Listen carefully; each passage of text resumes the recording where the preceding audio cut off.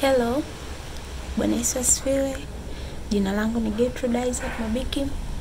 Ninakukaribisha mpenzi mtazamaji katika channel yangu ya YouTube ya Ijue Biblia na Gertrude Isaac.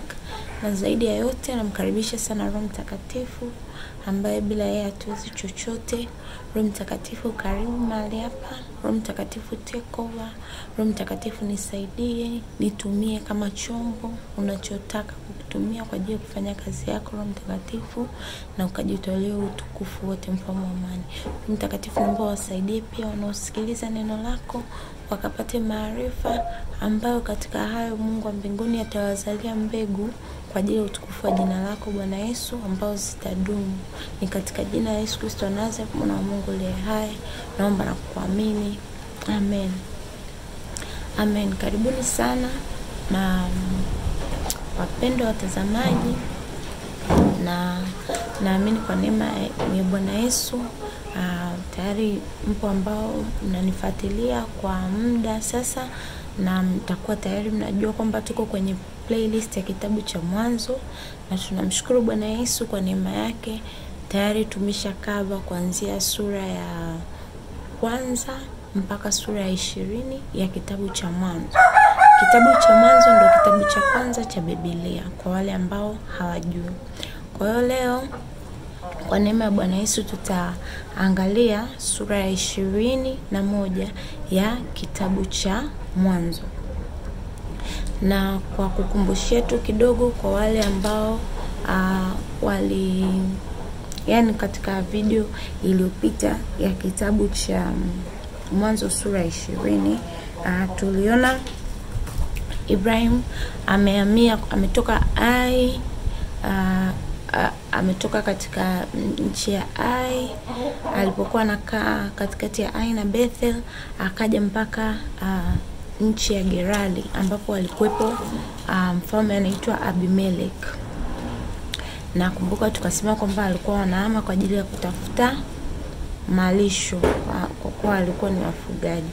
Basi leo tukiendelea katika sura 21, Biblia inatuonyesha katika sura 21 kwamba Bwana akamjia Sara na Bwana akamfanyia Sara kama alivyomwambia. Sara akapata mimba, na Sara alipopata mimba katika uzee wake huo akiwa huko Gerari akapata mtoto, na alipopata mtoto Ibrahim akamwita jina lake Isaka. Kwa hiyo Ibrahimu wakati huo alikuwa na miaka 100 na Sara kama tunavyojua alikuwa na miaka 90. Biblia inatuambia kwamba huyu mtoto alipozaliwa, alipofika siku ya 8, Ibrahimu akamtahiri kama walivyopatana na Bwana, walivyowekeana agano na Bwana katika ile sura ya 19. Lakini Sara akasema, Biblia inatuonyesha kwamba Sara akasema Mungu amemfanyia kicheko, na kila atakayesikia habari zake atacheka pamoja naye, kwa kuwa ni nani angemwambia Ibrahim kwamba Sara katika uzee wake atamzalia mwana na yeye atanyonyesha. Kwa hiyo ndio hivyo, alikuwa ni mtu mzima tayari sana wakati amempata huyu mtoto anaitwa Isaka. Biblia inaendelea kutuambia kwamba mtoto akawa amekua. Baada ya kutahiriwa hiyo siku ya 8 ya kuzaliwa kwake, mtoto akakua, mtoto akaongezeka mpaka akaacha kunyonya. Na Biblia inatuonyesha kwamba alipoacha kunyonya, Ibrahim babake akawa amemfanyia sherehe kubwa sana, karamu kuu kwa ajili ya kwa ajili ya Isaka alipokuwa ameacha kunyonyeshwa. Basi Isaka akawa anaendelea kukua, na kumbuka Ishmael pia walikuwa pamoja na yeye akawa anakuwa. Sasa kuna siku Biblia inaonyesha kwamba Ishmael alikuwa akicheza na Isaka, akawa Biblia inasema anamdhihaki Isaka. Kwa hiyo Ishmael alipokuwa akimdhihaki Isaka, Sara akaona, na Sarai alipoona kwamba Ishmael anamdhihaki Isiaka mwanae, akaenda kumwambia Ibrahim kwamba Ibrahim, nataka mfukuze huyu mjakazi na mwanae, kwa sababu huyu mjakazi na mwanae hawatarithi sehemu ya urithi ya mwanangu. Kwa hiyo Ibrahim aliposikia maneno yakawa mabaya sana moyoni mwake, hakupendezwa na hayo maneno kwa ajili ya Sara kutaka kumfukuza Ishmael mwanae na mama yake. Lakini Bwana Mungu akasema na Ibrahim, akamwambia Ibrahim, ili neno lisiwe baya moyoni mwako, msikilize mke wako Sarai anachokuambia, kwa maana uzao wako hautaitwa katika Ishmael, lakini uzao wako wewe utatambulika na utaitwa katika Isaka, mtoto ulompata katika ndoa yako. Lakini akamwambia pia, lakini usijali, Ishmael nitambariki kwa sababu ni mwanao, nitambariki, atakuwa taifa kubwa. Basi Ibrahim kesho yake asubuhi akafanya kama vile Bwana Mungu alivyosema naye, akamwandalia Hajar kiriba cha maji, akapewa na chakula. Nafikiri Biblia inatuonyesha kwamba akampa mkate ambaye ndo chakula, akampa na kiriba cha maji, alafu akawaruhusu waende. Kwa hiyo wale wakaondoka Hajar na Ishmael ambaye ndo alikuwa mtoto wa Ibrahim kwa mjakazi wake Misri. Kwa hiyo walipotoka Hajar na Ishmael, Biblia inatuambia kwamba Hajar na Ishmael walipotea katika jangwa la Beersheba, wakapotea. Nafikiri walipotea njia. Lakini pia katika kupotea huko sio hivyo tu, wakawa wamefika hatua wameshamaliza maji yote kwenye kiriba kile cha maji, hawana maji, wako jangwani na wamepotea jangwani. Basi sasa kwa sababu ya kiu, Ishmael akawa amelegea sana. Kwa hiyo mamake akawa anasema yani Hajar sasa akawa anaona kwamba Ishmaeli anaenda kufa. Kwa hiyo akamchukua Ishmael, akasema ngoja nimweke mbali kidogo na mimi nisimone mwanangu anapokufa. Kwa hiyo akambeba Ishmael, akamlaza kwenye kijiti kimoja, na yeye akaenda akakaa mbali kidogo, anasema kama umbali wa mtupu wa mshale. Akakaa mbali ili asije akamwona kijana wake anakufa. Kwa hiyo alipokaa umbali kidogo, akawa analia kwa ajili ya mwanae Ishmael. Wameishiwa maji, wamepotelea jangwani kwenye jangwa la Beersheba, hawana maji, na kijana ndio hivyo amelegea, anataka kufa. Kwa hiyo Hajar alipokuwa analia, akasikia sauti ya malaika inamwambia, Hajar, unafanya nini? Mwanao yuko wapi? Kijana wako yuko wapi? Akasema, Bwana Mungu amesikia kilio cha mtoto wako.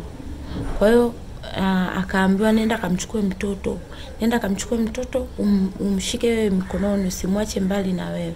Lakini pia Biblia inasema akafunguliwa macho, akaona kisima cha maji katika hilo jangwa la Beersheba. Kwa hiyo malaika akamwambia Hajar, Mungu amesikia kilio cha Ishmael, mtoto wa Ibrahim. Akamwambia nenda kambebe mtoto, usimwache mwenyewe kule. Lakini alipokuwa anafanya hivyo, akafunguliwa macho, akaona kisima cha maji. Kwa hiyo akatoa maji akajaza kiriba, akampa mtoto maji. Kwa hiyo baada ya hapo, Biblia inatuambia kwamba wakawa wameendelea na safari, lakini wakakaa sehemu ya jangwa inaitwa jangwa la Parani. Wakakaa sehemu jangwani huko, lakini sehemu inaitwa Parani. Na Biblia inatuonyesha katika Mwanzo sura 21 kwamba huko Parani Hajar akamtafutia kijana wake Ishmael mke Misri, yani kutoka kwa sababu Hajar alikuwa ni mjakazi kutoka Misri, yani alikuwa ni mwanamke wa Kimisri. Kwa hiyo pale Mungu alipokuwa amemwambia Hajar kwamba malaika alipomwambia Hajar kwamba ukamchukue mtoto na afu akamwonyesha kiriba. Malaika akamwambia pia mtoto atakuja kuwa taifa kubwa. Huyu Ishmael atakuja kuwa mtu mkuu, atakuja kuwa taifa kubwa na mataifa yatatoka kwake. Kumbuka pia ni Ishmael pia ni mtoto wa Ibrahim, kwa hiyo ni uzao wa Ibrahim pia. Kwa hiyo Mungu asingeweza tu kumwacha hivyo hivyo.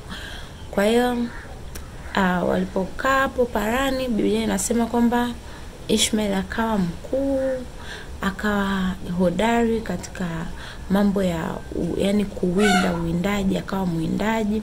Kwa hiyo Ishmael maisha yake tu Mungu akawa anayatunza, na Mungu, Biblia inasema Mungu akawa pamoja naye. Mungu akawa pamoja na Ishmael, akamfanya Ishmael kuwa mkuu na akawa ni mtu ambaye amebobea kwenye kuwinda. Lakini Biblia inaendelea kutuonyesha katika hiyo kitabu cha Mwanzo mlango wa 21, ukisoma katika hiyo mistari inayosema, ilikuwa katika Mwanzo 21 mstari wa 20 kwamba Mungu akawa pamoja na huyo kijana, naye akakaa katika jangwa, akawa mpiga upinde, akakaa katika jangwa la Parani. Mama yake akamtwalia mke katika nchi ya Misri. Lakini Biblia inatuonyesha katika Mwanzo sura 21 mstari wa 22 kwamba Ibrahim alikuwa huko Gerari kwa kina Abimelek. Abimelek na mkuu wake wa jeshi ambaye anaitwa Fikoli wakamwambia Ibrahim, wewe ni mtu ambaye ni mkuu sana, vitu vyako vimebarikiwa, kila kitu unachokifanya kimebarikiwa na Mungu yuko pamoja na wewe. Basi niapize Ibrahim, kwa kuwa wewe ni mtu mkuu, usije ukanigeuka mimi na wanangu na uzao wangu. Abimelek anamwambia Ibrahim. Nakumbuka Ibrahim yuko katika nchi ya Abimelek, mfalme wa Gerari.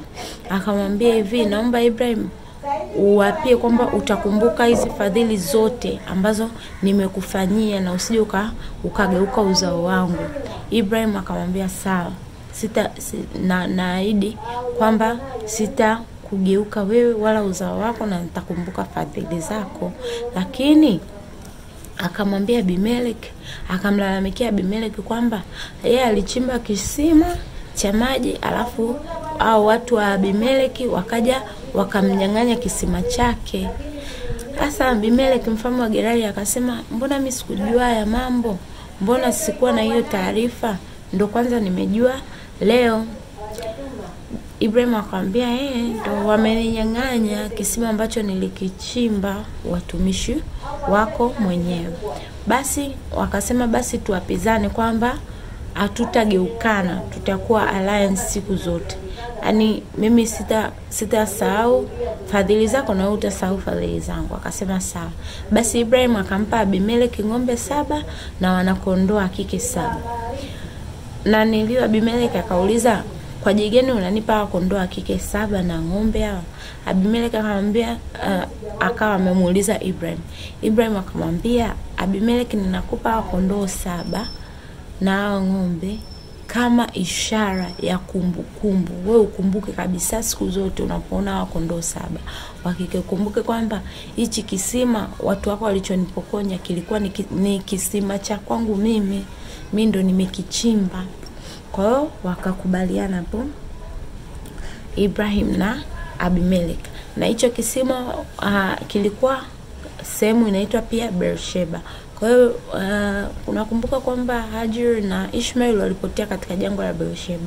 Lakini Abimelek na Ibrahim pia wanapatana juu ya kisima, sehemu pia inaitwa hapo huko kwenye huo ukanda wa nini wa Beersheba. Kwa hiyo hiyo sehemu ndo ikaitwa hivyo Beersheba. Hapo walipotengeneza hilo agano, kwa kuwa walikuwepo wote wawili, Ibrahim na Abimelek. Basi Abimelek na huyo mkuu wake wa jeshi Fikoli wakaondoka zao, na Ibrahim akapanda mkwaju hapo sehemu ambao walikuwa wametengeneza agano sasa na Abimeleki mfalme wa Gerari. Akapanda mkwaju, akalita jina la Bwana kwamba ni Mungu wa milele.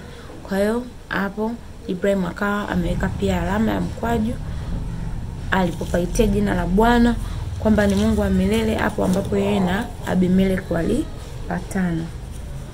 Biblia inaendelea kutuambia kwamba Ibrahim akaendelea kukaa katika hiyo hali ya ugeni katika hiyo nchi ya Wafilisti kwa siku nyingi. Kumbuka alikuwa amekaa hapo kwa ajili ya malisho. Hao walikuwa ni wafugaji, kwa hiyo anahama kutafuta malisho. Kwa hiyo kakaa katika nchi ya Wafilisti siku nyingi, na kama utakumbuka kwamba Wafilisti ni uzao wa Hamu. Sawa?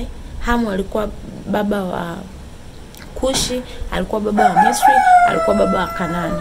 Na huyu Misri katika watoto wake kulikuwa kuna mtoto ambaye ndo alisababisha kuwe na taifa la Wafilisti. Kwa hiyo ndo hicho Biblia inachokiongelea leo katika sura ya 21 ya kitabu cha Mwanzo. Na natumaini unaendelea kushare, unaendelea kulike, unaendelea kusubscribe ili content iendelee kuwafikia watu wengine. Basi nikutakie baraka za Bwana ziwe juu yako, na pia kama unapenda kupata sessions za counseling, namba zangu ziko hapo chini kwenye description box.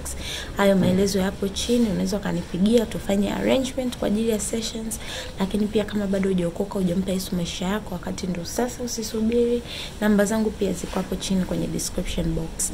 Ni hayo tu kwa leo, wakati tutapoonana wakati mwingine. Kwaherini.